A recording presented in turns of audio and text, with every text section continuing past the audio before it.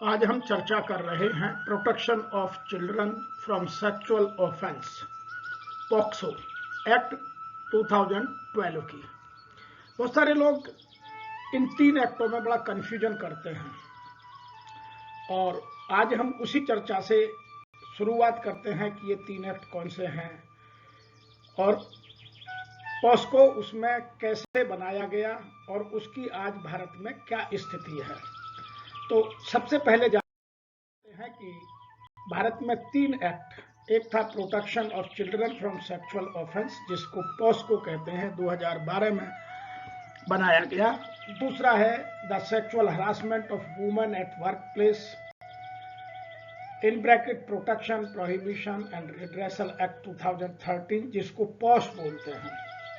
और तीसरा है juvenile justice care and protection of children act 2015।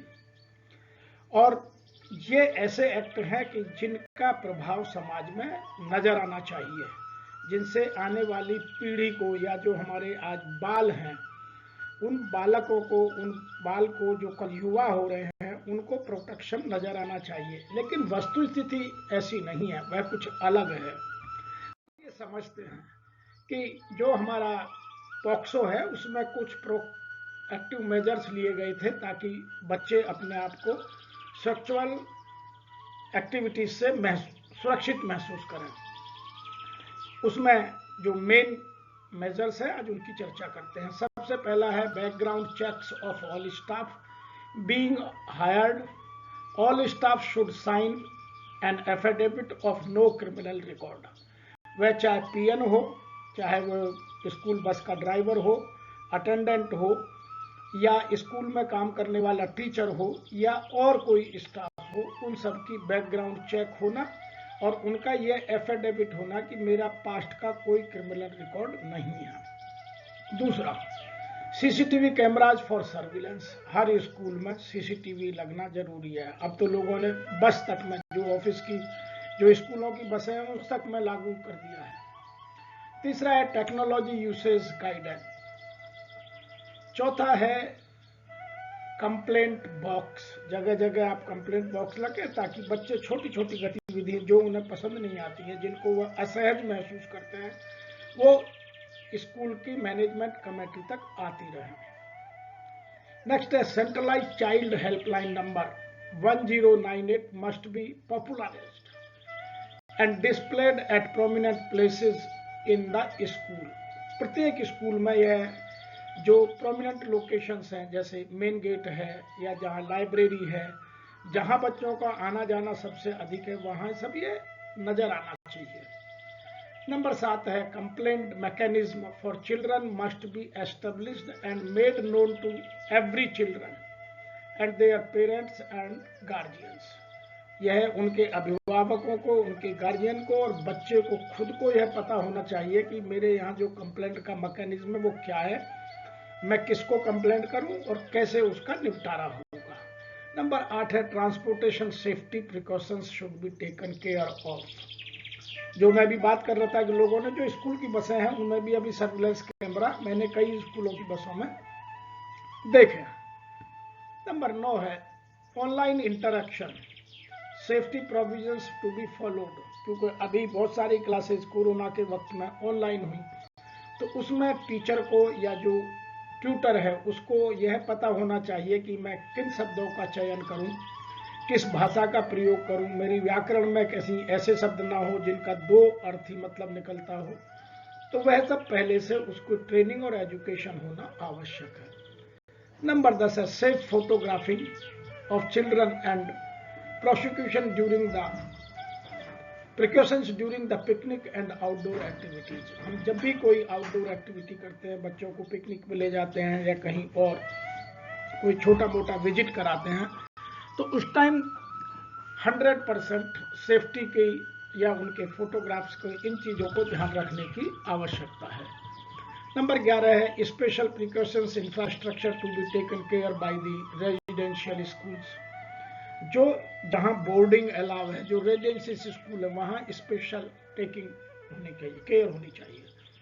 खास रूम से जहां बाथरूम्स हैं, जो कॉरिडोर्स हैं, जहां आइसोलेटेड बच्चे इकट्ठे हो सकते हैं, उनमें प्रिकॉशन रखने की बहुत आवश्यकता है। नंबर 12 है, all institution shall maintain a contact detail for the nearest local police station, hospital, special junior police unit and child welfare committee. इन सब के नंबर उन सबको पता होने चाहिए ताकि वो समय पड़ने पर, जरूरत पड़ने पर उन सुविधाओं का आनंद उठा सके, लाभ उठा सके। और नंबर 13 है, maintaining confidentiality of complaint is the utmost priority. किस बच्चे ने क्या कंप्लेंट की है, यह है बिल्कुल अटमोस्ट प्रायोरिटी पर कॉन्फिडेंशियल रखना बहुत आवश्यक है। तो ये कुछ गाइडलाइन बनाई थी कि इससे कुछ इस तरह की जो घटनाएं हैं, जो इंसिडेंट है, वो कम होंगे। लेकिन क्या कम हुए? नहीं। उनकी रिपोर्टिंग कम हो गई है लेकिन घटनाएं कम नहीं हुई हैं। इसके लिए अभी एक रिपोर्ट छपी है टाइम्स ऑफ इंडिया में, जो 11 दिसंबर को छपी, जिसने दिल्ली के और स्टेटों के आंकड़े चौंकाने वाले दिए हैं। दिल्ली में लगभग 9,108 केस पेंडिंग हो गए हैं अकेले पॉक्सो के, और जिस स्पीड से वो निपट रहे हैं, यदि स्पीड से एक भी नया केस नहीं आए तो आने वाले लगभग 27 सालों में वो केस खत्म होंगे। तो 27 साल में जो आज बच्चा है वो लगभग ओल्ड एज की तरफ चला जाएगा, मैच्योरिटी, जवानी की, यूथ को छोड़ दीजिए, यूथ एज को पार कर जाएगा। दूसरा, इसमें एक और बड़ी बात है कि लो कन्विक्शन, जो पिछले कुछ सालों में कन्विक्शन हुए, कुल 42 केसों में कन्विक्शन हुआ है। जो एनसीआरबी 2021 का डेटा है उसमें conviction rate is very very very very low. और पूरे भारत में 31 जनवरी 2023 तक लगभग 2,43,233 तो इतने केस पेंडिंग है। तो आप समझिएगा कि हमारे यहाँ इस एक्ट का कितना इम्प्लीमेंटेशन सीरियसली किया जा रहा है। और कुछ और स्टेटों के भी आंकड़े दिए गए हैं, जैसे अरुणाचल प्रदेश के जो डेटा है, जो आज अरुणाचल प्रदेश की स्पीड है उससे 30 साल लगेंगे, बंगाल में 25 साल लगेंगे, उत्तर प्रदेश में 22 साल लगेंगे, मेघालय में 21 साल लगेंगे, और बहुत सारे स्टेट्स हैं। तो यह आंकड़ा चौंकाने वाला है। उसके पीछे कुछ कारण है, और मैं सबसे बड़ा कारण मानता हूं कि लोगों की जानकारी का अभाव। इन सब में जानकारी का अभाव होने का कारण है कि लोग बहुत सारे चीजों को मिक्स करते हैं। कुछ लोग पॉस्को और पॉक्सो को ही मिक्स करके रखते हैं। तो आज सबसे पहले उसके अंतर को समझने की कोशिश करते हैं। जो पॉस एक्ट है वो 2013 में, और पॉक्सो जो है 2012 में। और जो पॉस का स्कोप है वो है, ये एक्ट है the sexual harassment of women at work place, और ये है protection of children from the sexual offence all across the country. POSH में केवल जेंडर वुमेन है, और पॉक्सो में सभी बच्चे, चाहे वो मेल के साथ हो या फीमेल के साथ हो, दोनों के साथ हो। दूसरा, एप्लीकेबिलिटी, जो पॉस की एप्लीकेबिलिटी है उसमें वर्क प्लेस का, वर्क कनेक्शन होना जरूरी है। और पॉक्सो में स्कूल है, इंस्टीट्यूशंस हैं for the children below 18 years of age. जो 18 साल से कम के बच्चे हैं, ये केवल उनके लिए है, क्योंकि 18 साल से बड़े होते ही तो फिर वो केस भी पॉस में चले जाते हैं। नेक्स्ट है कमेटी। पॉस एक्ट में कमेटी का नाम है इंटरनल कंप्लेंट कमेटी, जिसको शॉर्ट में आईसीसी कहते हैं। और पॉक्सो में नाम है children protection complaint CPC committee. दूसरी है child abuse monitoring committee CAMC। तो ये दोनों का फॉर्मेशन हर स्कूल में, हर इंस्टीट्यूशन में जहां 18 साल से कम के बच्चों का आना जाना रेगुलर है, वहां होना जरूरी है, CPC और CAMC दोनों का। अब कंप्लेंट कहां लॉन्च की जाए, तो पॉस में तो जो ICC है वहां होगी, और जहां ICC नहीं है वो जो डिस्ट्रिक्ट का सिस्टम है उसमें होगी, और पॉक्सो में पुलिस को कंप्लेंट होगी।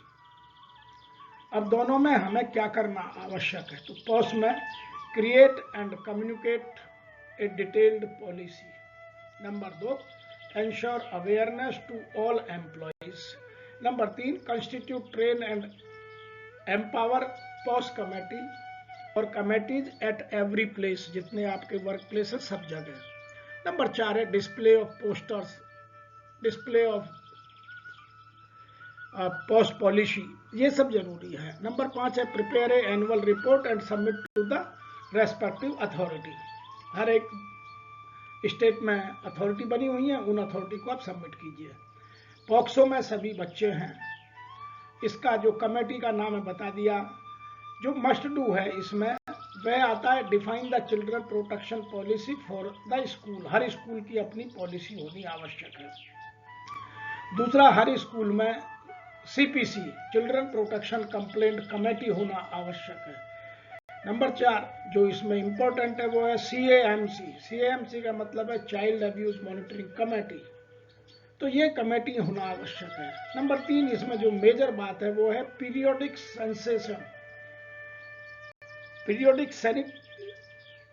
Sensation workshop for staff committee members and sign to watch out for boundaries to interactions with student in person, online, over phone, child protection norms, abuse provision of the POCSO act.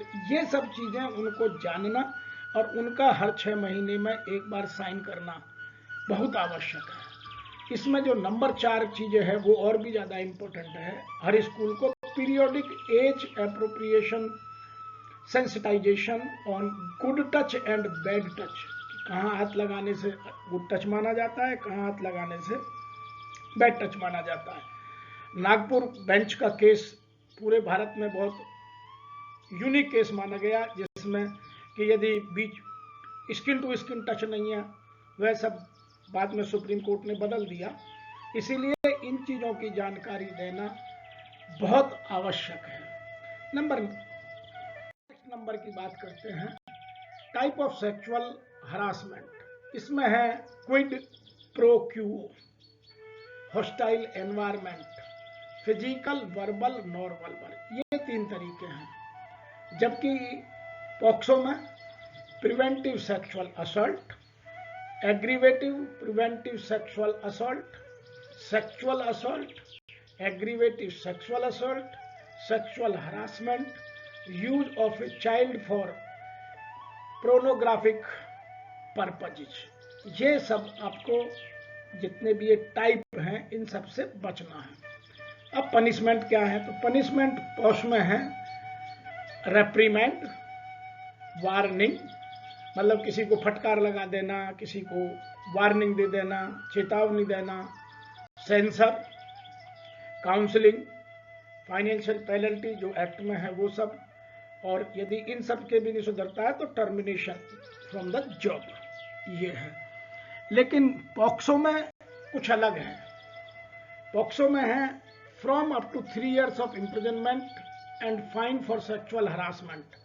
3 साल की सजा भी होगी, और जो sexual harassment की श्रेणी में आते हैं वो फाइन भी लगेगा।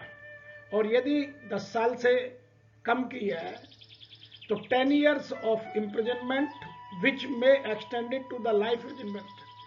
10 साल की सजा को आगे बढ़ाकर पूरा लाइफ, जीवन, आजीवन कारावास में बदला जा सकता है। ये है एग्रीवेटेड सेक्सुअल असॉल्ट के केस में। तो ये कुछ अंतर है जो आपको जानना जरूरी है। तीसरा जो इसमें मेन क्लॉज जो हमें ध्यान रखने की है वह है punishment to failure to report और record a case by any person और any person in charge of any school और एनी इंस्टीट्यूशन। यदि वह रिकॉर्ड नहीं रखता है इन चीजों का, या इन चीजों का जो डॉक्यूमेंट अवेलेबिलिटी नहीं बना पाता है, तो यह सब इसमें पनिशमेंट आएंगे। तो इन चीजों को समझने की बहुत आवश्यकता है। मैं यहाँ एक चीज और इनके एप्लीकेबिलिटी की बात करूंगा कि लोग एप्लीकेबिलिटी को लेकर बहुत कंफ्यूज होते हैं कि जहां चाइल्ड या स्टूडेंट टू स्टूडेंट कंप्लेंट है तो वहां 2 एक्ट लागू होते हैं, वो है पॉक्सो या जेजे एक्ट। जेजे एक्ट का मतलब है juvenile justice care and protection of children act 2015। और यदि स्टूडेंट ने या बच्चे ने कंप्लेंट की है स्टाफ की, तो वहां लागू होता है पॉक्सो। दूसरा, जहां कंप्लेंट एडल्ट ने की है या स्टाफ ने की है और बच्चे के अगेंस्ट में की है, तो वहां या तो पॉश एक्ट लगेगा या फिर जेजे लगेगा। जेजे का मतलब वही है, juvenile justice care and protection of children act 2015। और यदि किसी एडल्ट ने और स्टाफ के अगेंस्ट में कंप्लेंट की है, तो वहां फिर पॉक्सो नहीं लगता, वहां पॉस लगेगा और क्रिमिनल लॉ के अगेंस्ट में उस पर एक्टिविटी होगी। तो ये सब चीजें आपको जानना, एप्लीकेबिलिटी मैट्रिक्स को समझना बहुत जरूरी है। अक्सर लोग यही गलती करते हैं। इसीलिए आपकी जानकारी के लिए मैं एक बात बता दूं कि when the trust is high, communication is instant and effective.